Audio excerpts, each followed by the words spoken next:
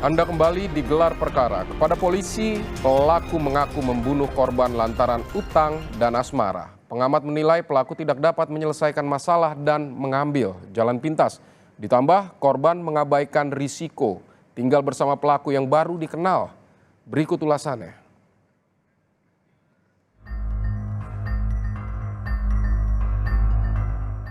Sebetulnya motif ekonomi hanya salah satunya saja, ya. Ada hal lain, misalnya kita tidak tahu relasi dia dengan keluarga, gitu ya, relasi dia dengan korban misalnya, ya, sehingga hal apa justru agresivitas, ibaratnya kalau kita bisa mengatakan ini gelap matanya, itu justru ditujukan kepada korban, bukan kepada pihak yang lain, bisa itu kan, ya.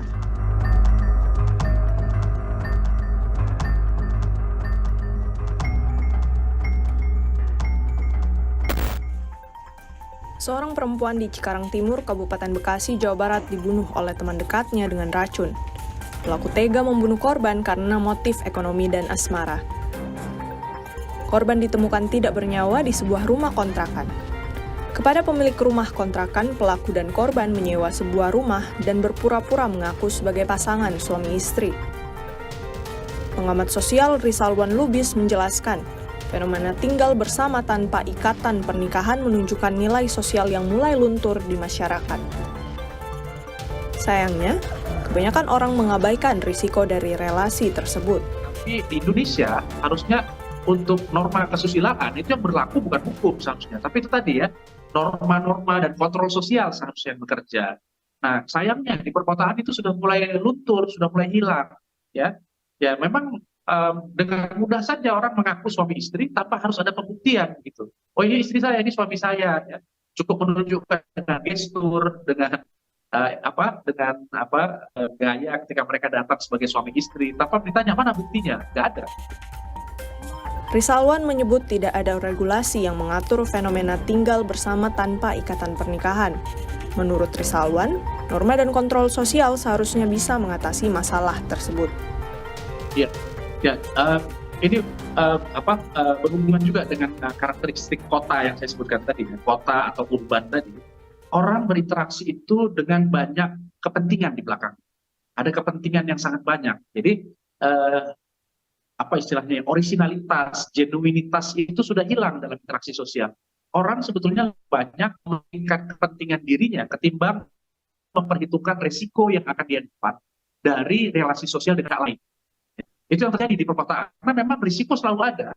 Dan orang di perkotaan karena kepentingannya semakin besar, ya, dia banyak kebutuhan juga. Ya, akibatnya adalah dia mengedepankan apa yang bisa dia dapat, ketimbang risiko yang akan dia dapat bisa jadi lebih besar daripada kepentingan yang akan terpenuhi dari relasi sosial itu. Jadi ini pola yang umum juga terjadi di dalam interaksi di perkotaan pada umumnya, ya. Rizalwan melihat pelaku merasa dilema memilih tinggal bersama korban atau bertanggung jawab pada keluarga. Motif pembunuhan diperkuat dengan permintaan korban agar pelaku meninggalkan keluarganya. Ada penyesalan dari si pelaku ketika dia harus melakukan kecurangan dan istrinya. Ya, saya melihat itu. Ya. Jadi bahwa pola hubungan beda usia itu sudah pasti akan ada gap, ya, akan ada kesenjangan. Cara berpikir, cara keputusan, dan lain-lain. Tapi di sisi lain, kalau kita lihat dari dua sudut pandang, ya, dari segi pelaku, dia tentunya tadi ingin mencari kesenangan, mencari hiburan di luar keluarganya. Tapi pada akhirnya dia menyesal. Di sisi lain, yang korban ini kan jauh lebih muda. Tentunya dia akan jauh lebih manja, jauh lebih demanding, lebih meminta, gitu ya, lebih memaksa, gitu ya. Dan situasi ini yang sebetulnya akhirnya menjadi satu titik di mana kondisi memaksa dan ada sisi penyesalan terhadap istrinya dari si pelaku yang kemudian membuat komunikasi akhirnya tidak berjalan pada akhirnya. Tetapi dalam kasus ini saya melihat si korban itu banyak permintaan karena dia memang jauh lebih muda. Dia merasa harus dilindungi, dinafkahi, ya, diutamakan, ya, oleh si pelaku. Sementara si pelaku sendiri masih dalam kondisi dilematis antara kesenangan yang semakin membesar tadi, sementara dia punya tanggung jawab utama dengan istrinya yang sah, gitu. Dan ketika harus memilih, ya, akhirnya dia memilih, saya akan memilih istri saya yang sah. Kesenangan ini dianggap semu. dan hal yang semu itu harus dimusnahkan. Berdasarkan rilis polisi, pembunuhan yang dilakukan tersangka dilatari motif ekonomi. Pelaku berutang pada korban. Kriminolog Universitas Indonesia Eva Sulfa membenarkan, persoalan ekonomi yang menghimpit seseorang bisa mempengaruhi orang tersebut melakukan tindak kekerasan. Kalau di dalam hukum pidana kita mengatakannya ada keadaan pribadi yang menentukan orang untuk melakukan atau bagaimana dia melakukan satu tindak pidana. Ini kaitannya dengan guilty mind, dengan unsur kesalahan, gitu ya. Ya, motif itu kan bisa muncul dengan rencana atau seketika itu juga, ketika memang dorongan itu muncul, gitu. Ya, jadi kalau kita lihat tadi ada faktor-faktor di luar diri orang ini yang kemudian memacu orang untuk melakukan sesuatu, dan sesuatu itu yang dikeluarkan adalah dalam bentuk satu tindak pidana. Ini pasti bervariasi, setiap orang tidak selalu sama, gitu ya. Kalau dari orang ini, kalau saya melihat memang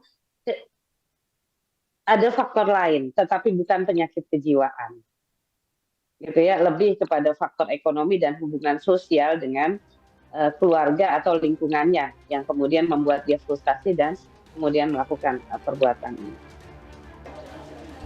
Selain faktor ekonomi, hubungan sosial pelaku dengan keluarga dan lingkungannya membuat pelaku frustrasi dan mendorong pelaku membunuh korban.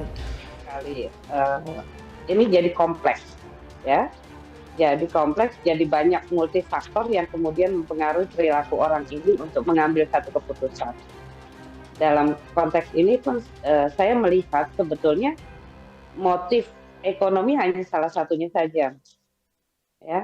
Ada hal lain, misalnya kita tidak tahu relasi dia dengan keluarga, gitu ya, relasi dia dengan korban misalnya, ya, sehingga hal apa justru agresivitas, ibaratnya kalau kita bisa mengatakan ini gelap matanya itu justru ditujukan kepada korban, bukan kepada pihak yang lain, bisa itu kan, ya, itu juga barangkali ada faktor-faktor yang bisa kita gali untuk mempengaruhi perilaku itu. Tapi intinya kalau dalam perspektif kriminologi, ini bagaimana persoalan-persoalan ekonomi yang menghimpit orang, ya, di dalam konteks masyarakat yang umumnya terjadi karena alasan ekonomi. Ya, ini masyarakat yang kurang beruntung secara ekonomi, ya. Ini kemudian mempengaruhi perilaku orang untuk melakukan tindakan-tindakan kekerasan. Termasuk di sini adalah pembunuhan. Polisi menjerat pelaku dengan pasal 340 KUHP tentang pembunuhan berencana. Eva menjelaskan kasus pembunuhan berencana ditandai dengan adanya waktu untuk pelaku melakukan aksinya, sehingga tidak mudah terbongkar. Makna direncanakan terlebih dahulu itu bisa dipahami dalam dua hal. Yang pertama, adanya tenggang waktu pelaku untuk berpikir tentang apa dan bagaimana dia melakukan satu tindak pidana, mempersiapkan alat dan sebagainya, gitu ya, sehingga kemudian kejahatannya menjadi sempurna, menjadi tidak mudah untuk terbongkar, gitu kan? Itu satu. Yang kedua, sebetulnya makna dengan rencana adalah bahwa tempo atau waktu berpikir ini juga memberikan kesempatan kepada dia sebetulnya untuk mundur sebelum melakukan perbuatan itu, gitu lah. Jadi memang dia sudah timbang baik-baik, gitu ya, karena masih ada waktu untuk mundur. Artinya kalau dia melakukan itu, ini sudah dalam konteks akumulasi kebulatan tekad yang luar biasa untuk kemudian mengambil resiko bahwa dia akan diancam dengan pidana mati, pidana penjara 20 tahun, pidana seumur hidup, gitu ya. Itu dua hal itu. Karena motif ekonomi dan asmara, pelaku tega meracuni teman dekatnya sendiri. Meskipun sempat kabur ke Tasikmalaya, pelaku berhasil ditangkap oleh polisi dalam waktu kurang dari 12 jam. Kini pelaku harus mempertanggungjawabkan perbuatannya dan dijerat dengan pasal 340 KUHP tentang pembunuhan berencana, dengan ancaman hukuman penjara seumur hidup atau hukuman mati. Renata Panggalo, Yanuar Ruslim, Kompas TV, Jakarta.